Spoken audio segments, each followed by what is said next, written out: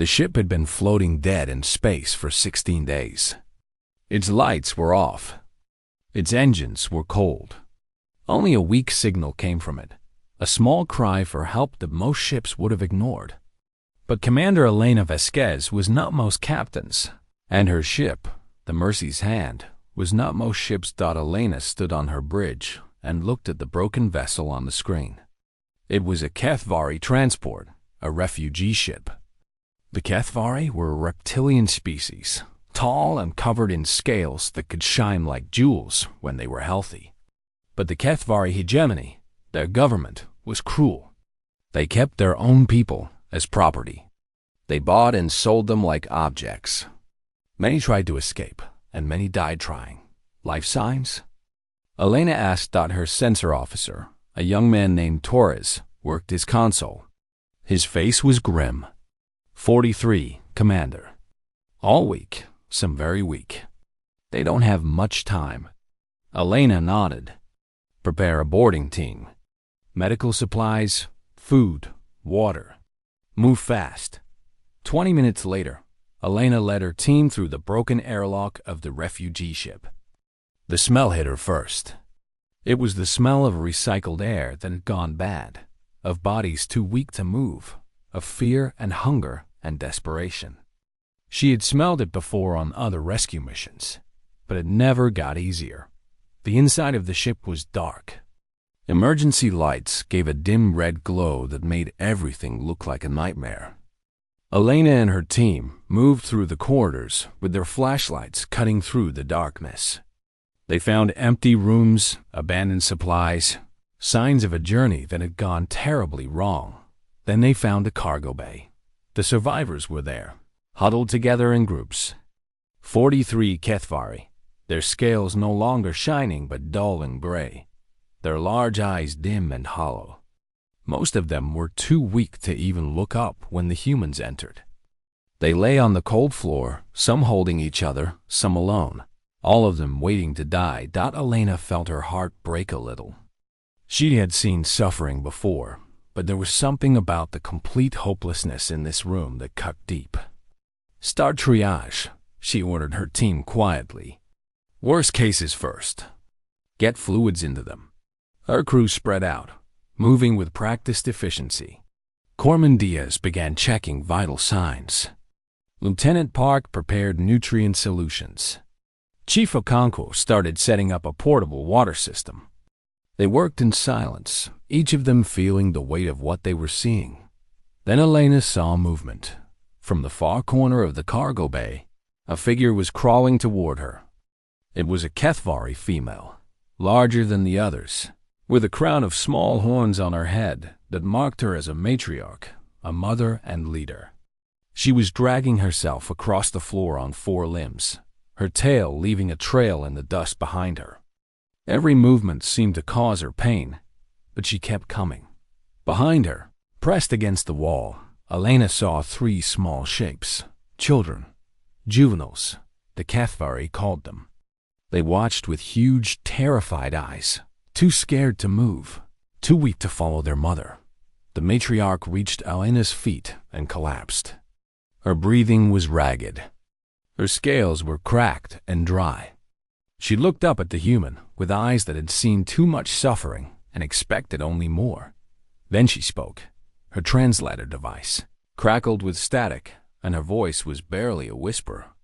But Elena heard every word. "Please," the matriarch said. "Please, I beg you. My young ones, my children, they have not eaten in days. They are dying. I can feel them dying." She reached up with a trembling claw and grabbed the fabric of Elena's suit. "Save them. Feed them. Let them live." Tears, or something like tears, ran down her gray face. "And I will be yours. Forever. I will serve you. I will be your slave. I will do anything you want, anything at all. Just save my children. Please, please." Elena stood very still. She looked down at this mother, this desperate woman who was offering everything she had, offering her very self just to keep her children alive. She saw the complete surrender in those eyes, the acceptance of a fate she clearly hated but would embrace without question, if it meant her young ones would survive. This was what the galaxy had taught her. This was what the Kethvari knew. Resources cost something. Help cost something. Nothing was free. If you wanted to live, you had to pay. And if you had nothing else to pay with, you paid with yourself. Elena felt something burn in her chest. It was anger, but not at this poor woman. It was anger at a universe that had made her believe this was normal. It was anger at the cruelty that had taught her that love required chains. She knelt down. Slowly, carefully, she reached up and removed her helmet so the matriarch could see her face. She had soft skin, not scales. She had hair on her head, dark and tied back. She had eyes that were small by Kethvari standards, but held something the matriarch did not recognize. Elena took the woman's trembling claw in both of her hands. She held it gently, like something precious. "What is your name?" Elena asked. The matriarch stared at her. The question seemed to confuse her completely. Her translator clicked twice, as if it could not process such a simple thing. What? Your name, Elena said again, softly. "What is your name?" Something broke in the Kethvari woman's face. Something that had been held tight for a very long time suddenly cracked open. No one had asked her name in years. To the hegemony, she was property. To the smugglers who had taken her money and abandoned her, she was cargo. To everyone in this cold and cruel galaxy, she was a thing, not a person. But this human wanted to know her name. "Sethkara," she whispered. "I am Sethkara. I was Sethkara of the third clutch of Veth Prime." Elena smiled. It was a warm smile, a kind smile, even though it showed her teeth in a way that should have been frightening. "Hello, Sethkara," she said. "I'm Elena, and I'm going to help you now. I'm going to feed your children, and then I'm going to feed you, and then I'm going to take all of you somewhere safe." She squeezed the claw in her hands gently. "And you're not going to owe me anything. Not your service. Not your freedom. Nothing." Sethkara's translator crackled again. She blinked her large eyes slowly, trying to understand. I don't understand," she said. Behind Elena, her crew was already working. They had reached the children now. Lieutenant Park was lifting the smallest one into her arms, cradling the little body against her chest while she prepared a feeding tube. The juvenile was too weak to struggle, too weak to do anything but stare up at the strange alien face above her with something like wonder. Elena looked back at Sethkara, and her smile grew wider. "You don't have to understand yet," she said. "You just have to trust me." "Can you do that?" Sethkara had no reason to trust anyone. The galaxy had taught her that trust was foolish, that hope was dangerous, that the only sure thing was pain. But something in this human's eyes made her want to try. "Yes," she whispered. "I can try." "Good," Elena said. "That's all I ask." And for the first time in 16 days, Sethkara felt something other than despair. She did not know what to call it yet, but it felt like the beginning of something new. The humans moved through the cargo bay like water flowing around stones. They were efficient but gentle, quick but careful. Sethkara watched them from where she lay, too weak to move, as they brought her people back from the edge of death one by one. Corman Diaz was a short man with brown skin and kind eyes. He moved from patient to patient, checking their vital signs, giving them injections that made their breathing easier. He spoke softly to each one, even though most of them could not understand his words without a translator. His tone was enough. It said, "You are safe now. I am here to help." Lieutenant Park, the woman who had taken Sethkara's smallest child, was still holding the little one. She had found a corner where she could sit down, and she had wrapped the juvenile in a thermal blanket. She was feeding her slowly, Carefully, drops of nutrient paste that she warmed first by holding the tube in her hands. The child, whose name was Vethki, had stopped shaking. Her eyes were still huge with fear, but she was eating. And that was enough for now. Chief Okonkwo, a large man with very dark skin and a booming laugh that he was keeping quiet for now, had set up a water filtration system. Clean water was flowing for the first time in days. He was helping the stronger survivors drink, showing them how to use the human containers, being patient when they spilled or coughed out, and Commander Elena Vasquez was still kneeling beside Sethkara, still holding her claw, still waiting. "Your children," Elena said softly. "Tell me their names." Sethkara turned her head slowly to look at the wall where her young ones had been hiding. Two of them were still there. The middle child, Sotheron, was a male with scales that had once been bright blue. He was watching the humans with deep suspicion, his small body tense, ready to fight even though he could barely stand. The eldest, Kethra, was female like her mother. She had positioned herself in front of her brother, protecting him, even though she was just as weak, just as scared. "The little one is Vethki," Sethkara said, her voice still rough. "She's only 4 cycles old. The boy is Sotheron. He is 8. And my eldest is Kethra. She is 12. She paused, and pain crossed her face. "They have been so brave, so strong. They have not complained, not once, even when there was no food, even when we thought the end was coming." Elena nodded. She did not say anything for a moment. Then she turned her head and called out, "Park, how's the little one doing?" "Stable, Commander," Park called back. "She's eating well. Vitals are improving. She's going to be okay."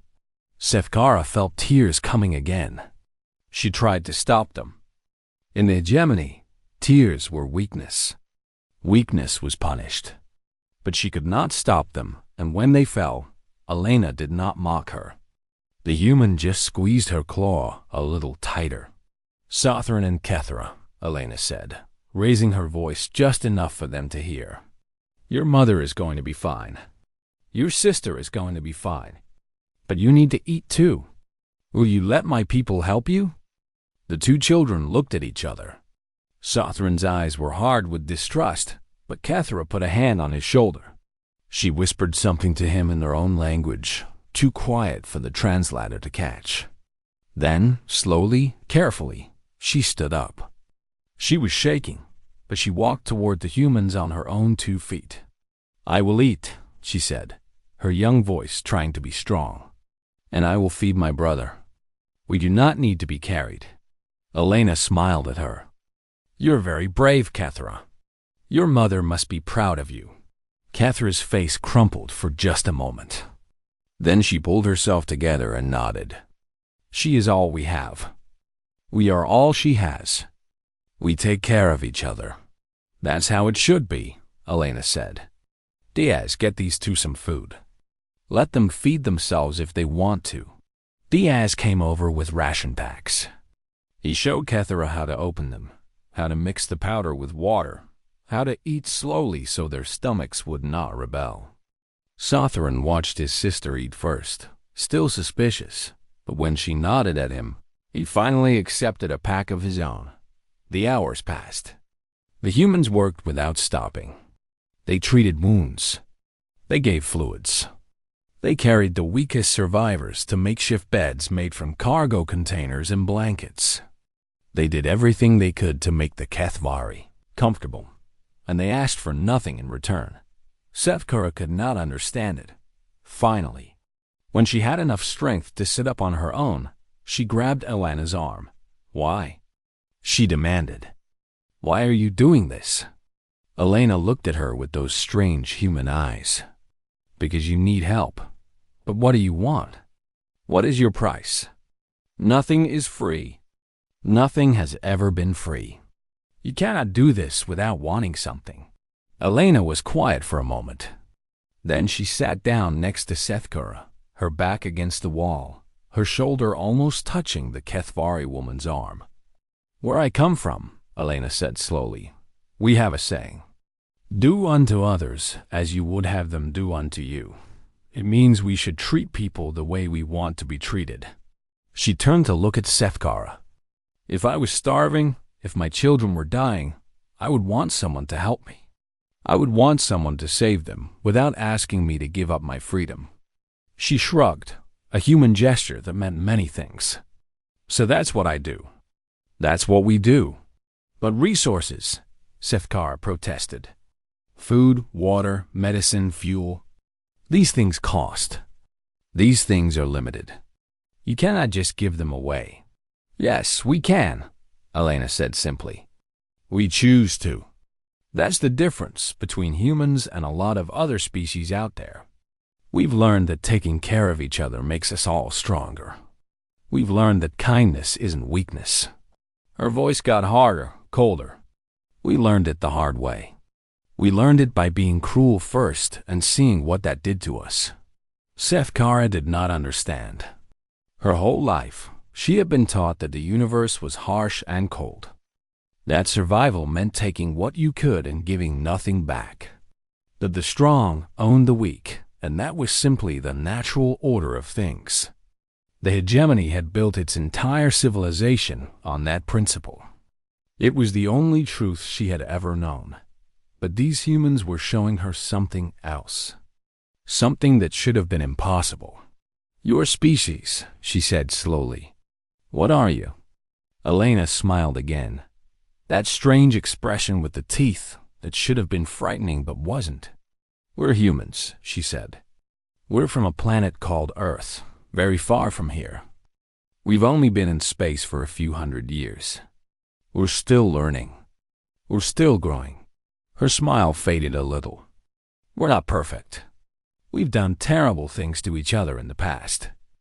We've been cruel and greedy and violent. But we're trying to be better. We're trying to be the kind of people we want to be, not the kind of people our worst instincts tell us to be." She stood up and offered Sefkara her hand. "Come on," she said. "Let me take you to your children. You should be with them." Sefkara took the hand. It was warm and soft, so different from her own cool, scaled fingers.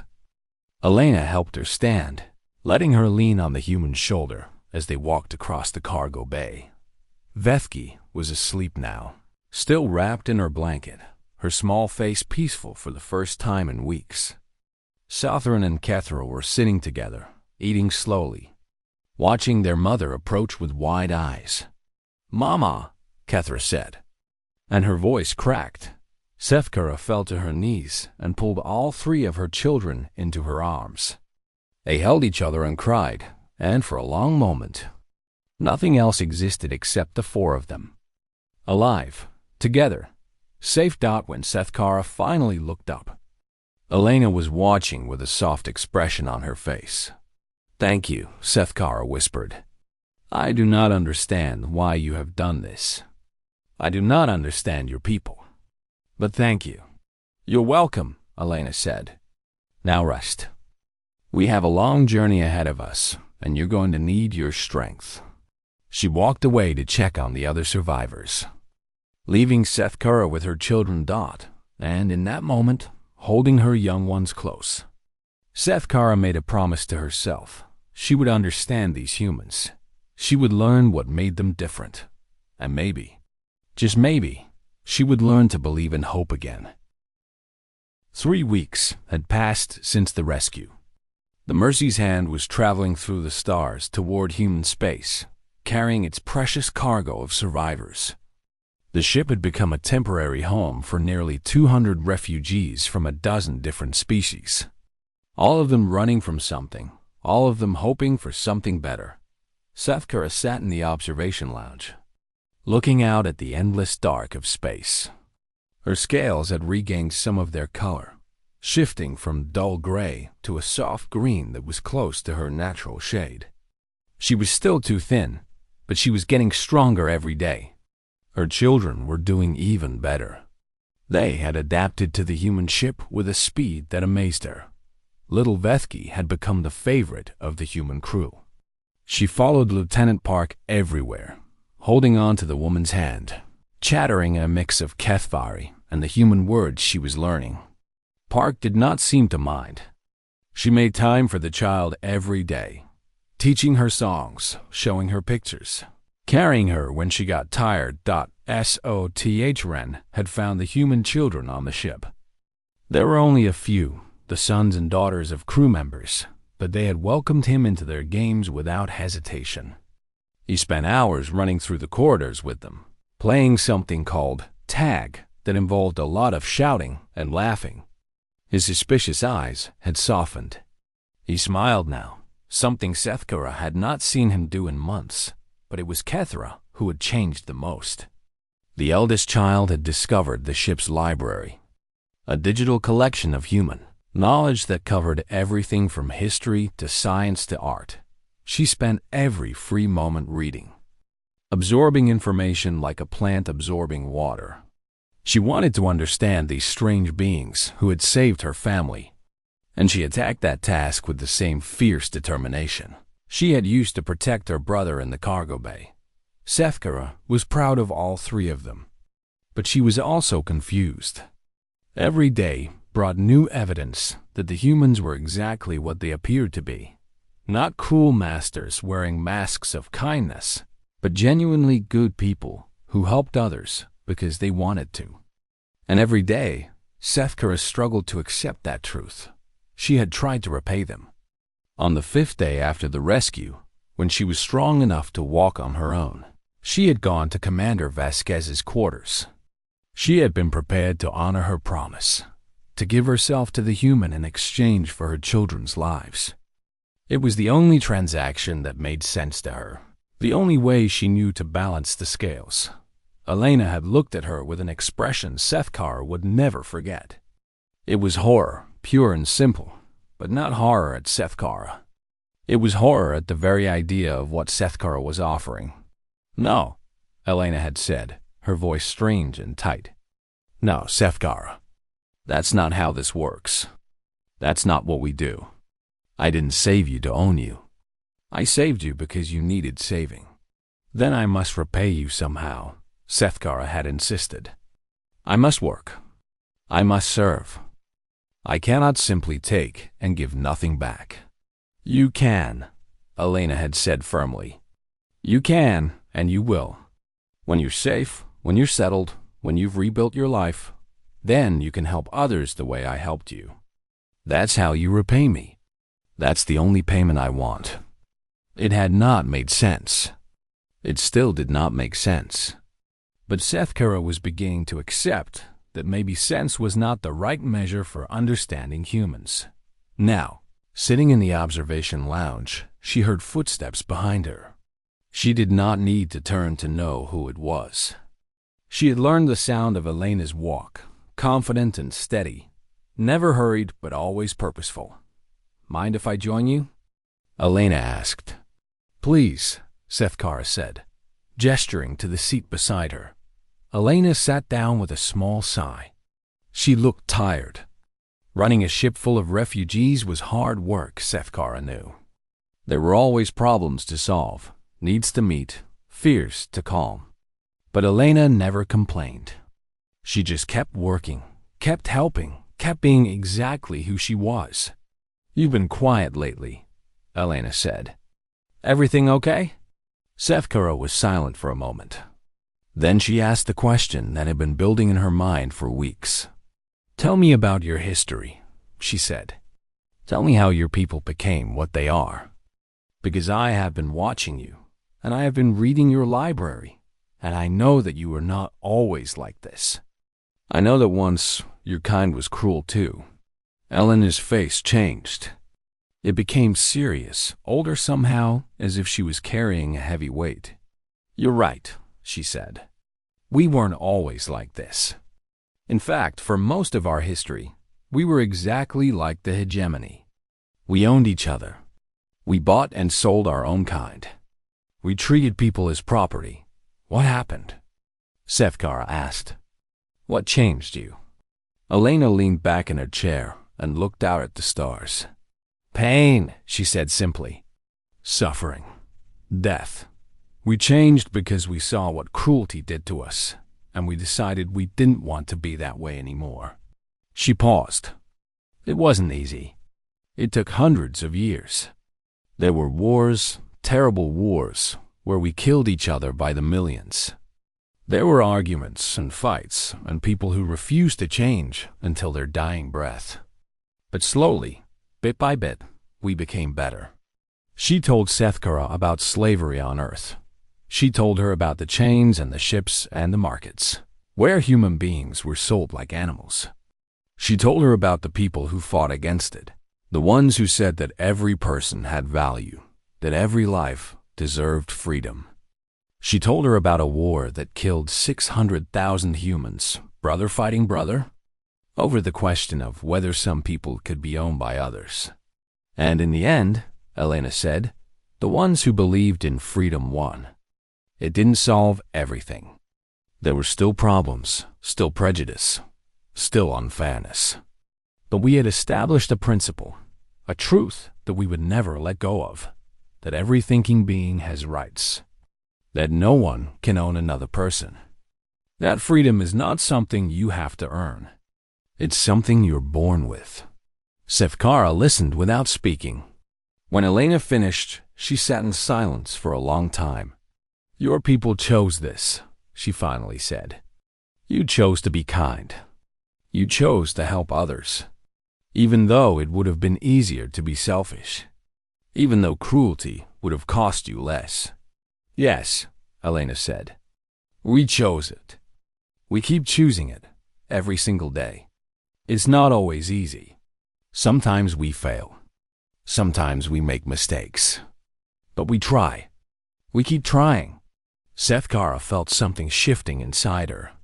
All her life, she had believed that the universe was hard and cold, that survival meant fighting, that kindness was just weakness waiting to be exploited.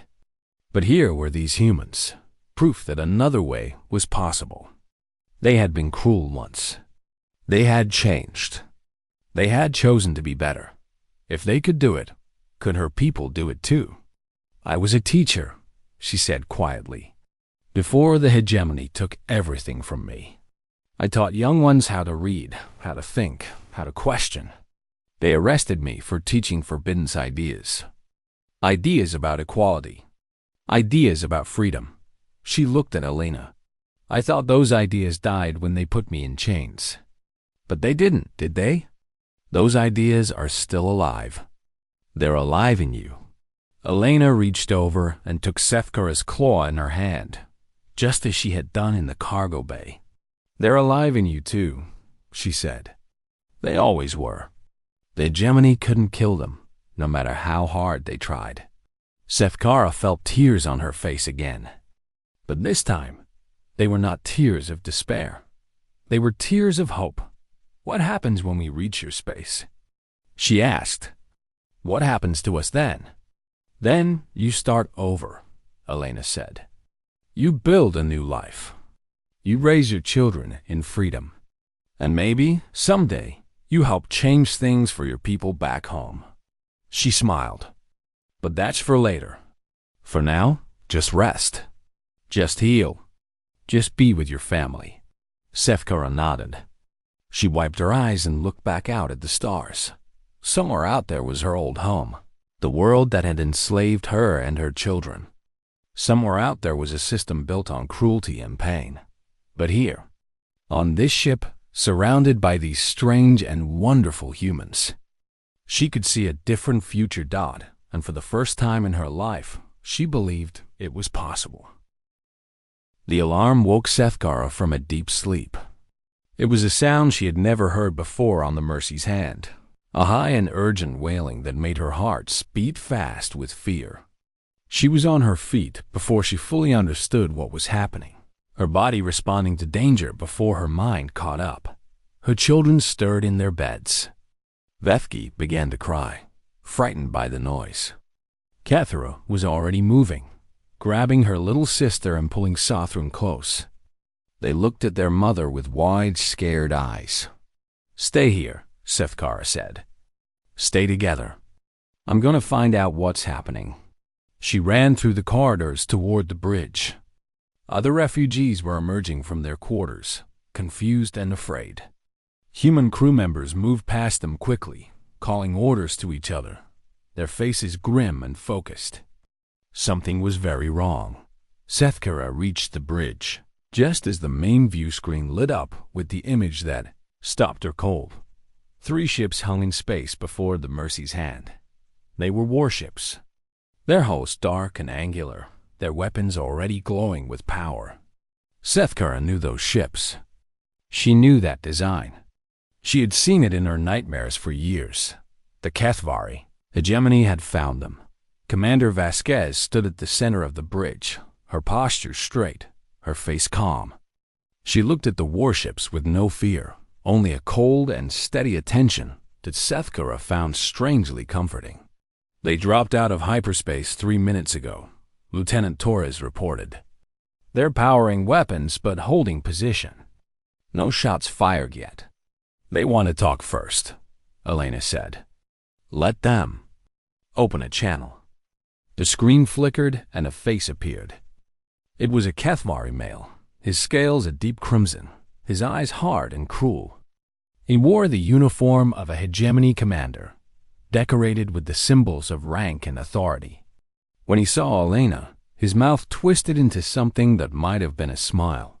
Human vessel, he said, his voice cold.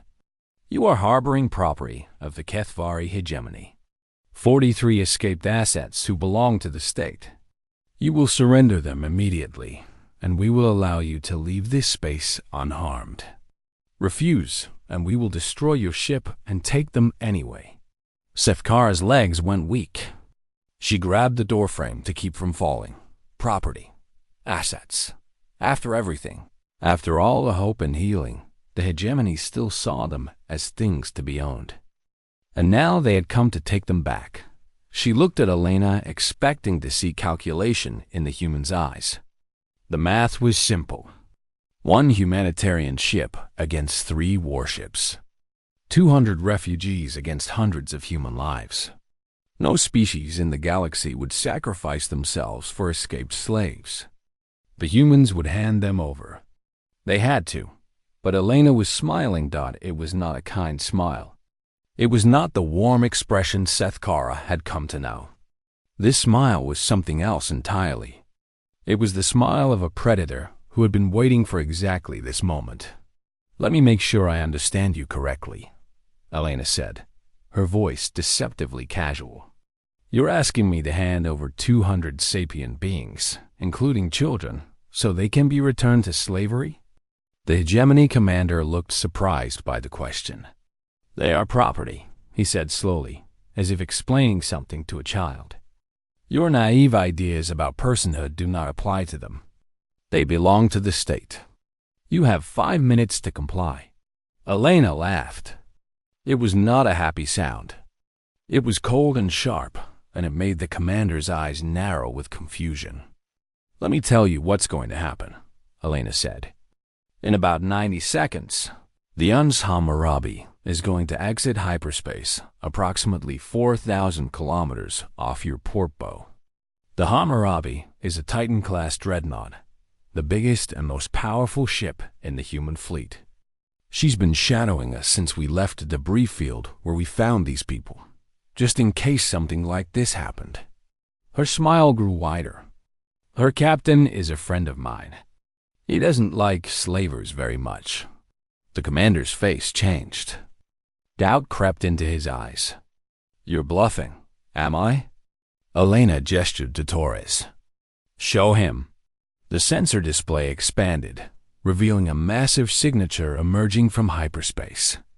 It was a ship larger than anything Sethkara had ever seen, a mountain of metal and weapons that dwarfed the hegemony warships like they were toys. Behind it came more ships, a dozen smaller vessels that spread out in a formation that screamed of readiness for battle. The human battle group had arrived. On the screen, the hegemony commander's face went pale. His ships were nothing compared to what now faced them. His weapons, his threats, his entire mission had become meaningless in an instant. This is Captain Marcus Chun of the UNSS Hammurabi, a new voice said over the channel. Cathvari vessels, you are ordered to power down your weapons and withdraw from this area immediately. Any hostile action toward the Mercy's Hand or any vessel under United Nations protection will be considered an act of war. The hegemony commander stared at Elena with something that might have been disbelief. You would go to war? He demanded. You would start a war with the hegemony for these assets? Elena leaned forward, and her voice became very quiet, very dangerous.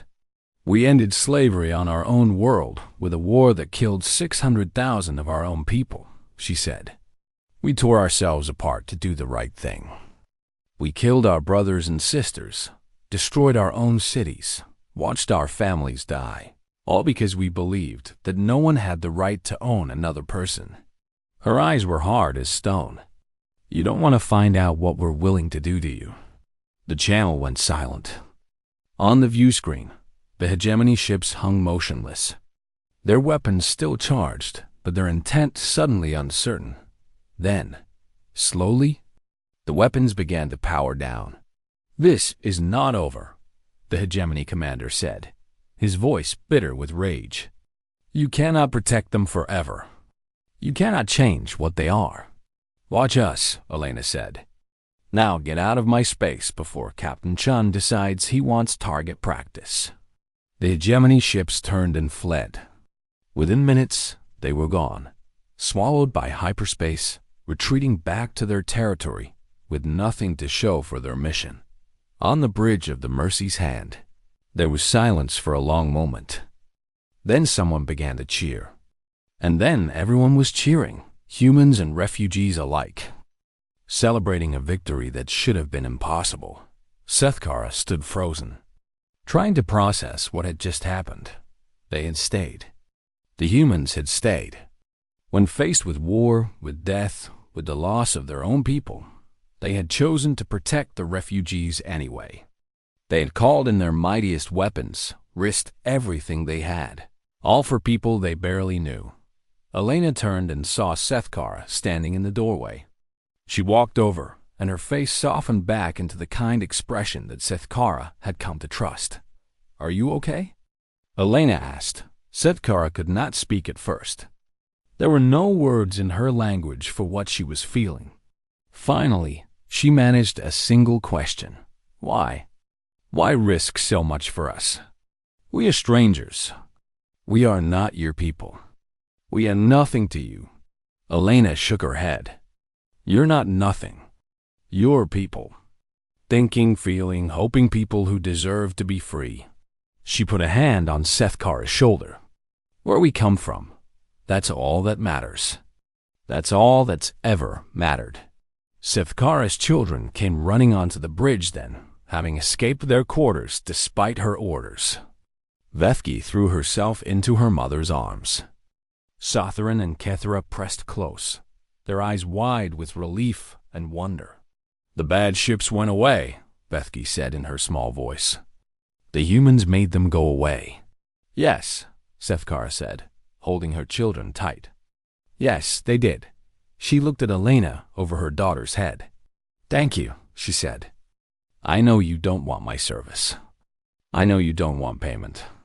But thank you, from the bottom of my heart. You have given us something I never thought we would have again. What's that? Elena asked.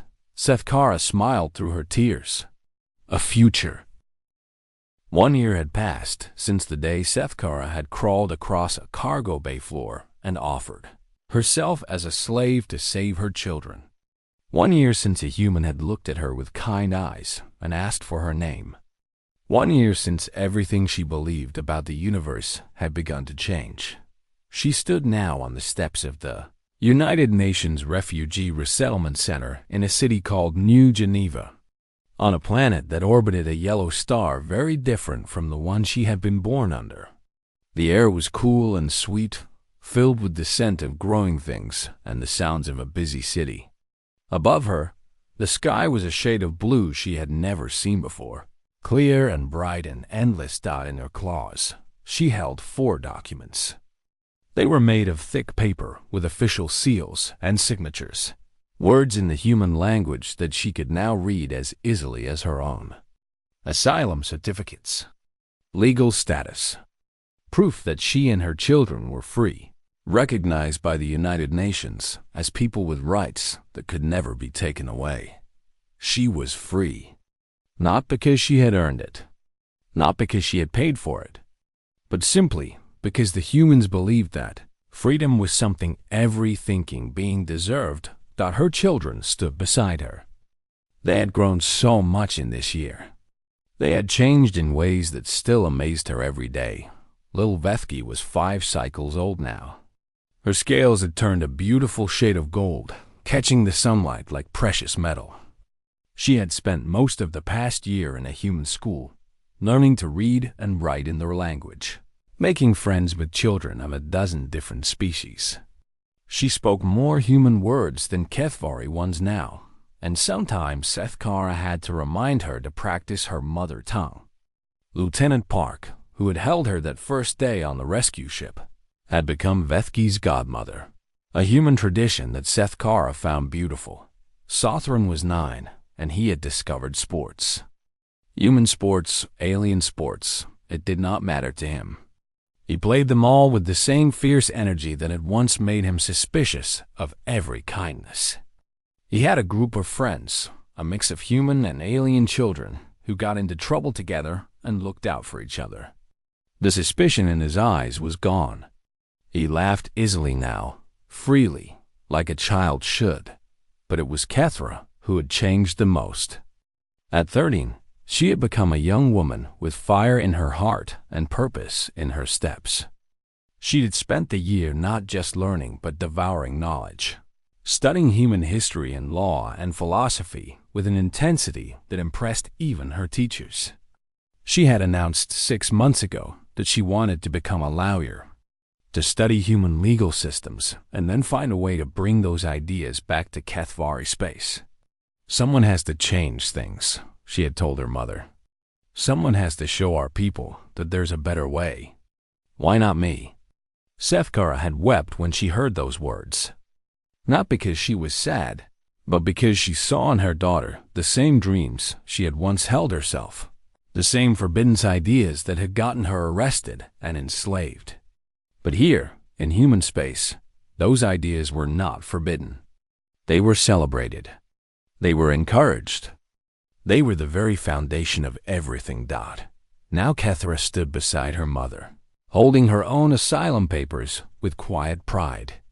She looked at the document, then at the city around her, then back at her mother. "You know what I keep thinking about?" Kethra asked softly. "What?" "That day on the ship, when you offered yourself to Commander Vasquez." Kethra's voice was gentle, not accusing. "You told her you would belong to her forever."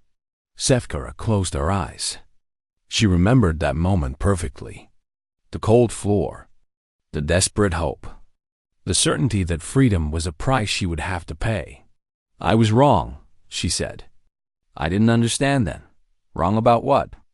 Sethkara opened her eyes and looked at her daughter, this fierce and brilliant young woman who had grown up in chains but would never wear them again. "I said I would belong to them," Sethkara said slowly. "But that's not what happened. We don't belong to the humans. They would never want that. They didn't save us to own us. They saved us to free us." She looked out at the plaza in front of the resettlement center. Humans walked past, going about their daily lives. Aliens of many species moved among them, some who had been refugees like Sethkara, others who had come to human space for work or study or simply out of curiosity. A group of children ran past, laughing, human and alien young playing together without any sense that there was anything unusual about it. In the center of the plaza stood a statue. It was made of white stone, a human figure holding a torch high above its head. Sethkara had learned its meaning during her integration classes. It was a symbol of freedom, of welcome, of the human belief that everyone deserved a chance to build a better life. The words carved in its base said, "Liberty and justice for all." nitrogen monoxide exceptions. We don't belong to them, Sethkara said again. More firmly this time. We belong with them. That's different. That's completely different. Cathara nodded slowly. Belonging to someone means they own you. Belonging with someone means you're partners, equals. Family, maybe. Yes, Sethkara felt something warm bloom in her chest. They made us their family, not their property, not their servants. Their family. Vethki tugged at her mother's claw. Mama, can we get food now? I'm hungry. Sethkara laughed. Some things never changed, no matter how much the universe shifted around you. Children still got hungry. They still demanded attention. They still pulled you out of deep thoughts and back into the simple reality of everyday life. Yes, little one, she said. Let's get food.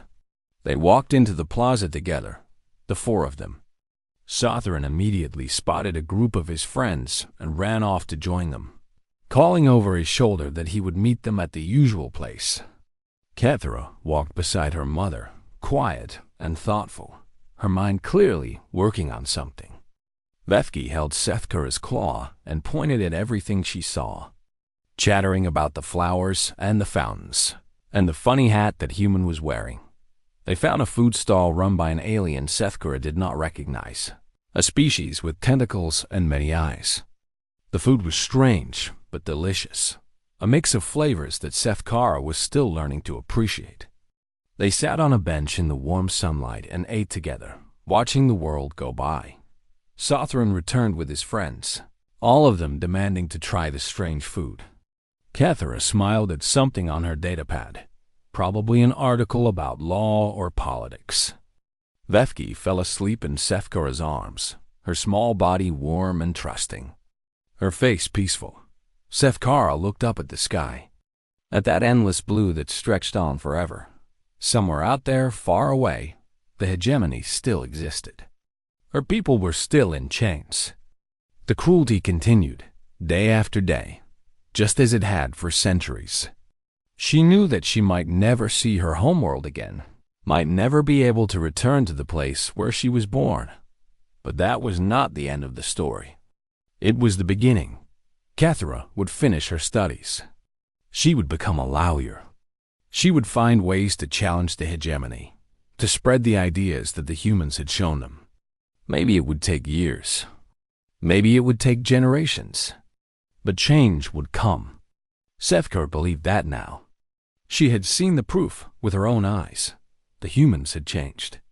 They had gone from a species that owned each other to a species that protected strangers from slavery. If they could do it, anyone could. Mama, Cathara said quietly, looking up from her datapad. There's a law program that focuses on interspecies rights. Applications open next month. I want to apply. Sethkara smiled at her daughter. Then apply. I will help you with whatever you need. It's competitive. They only take a few students each year. Then you will have to be one of the few. I believe you can do it.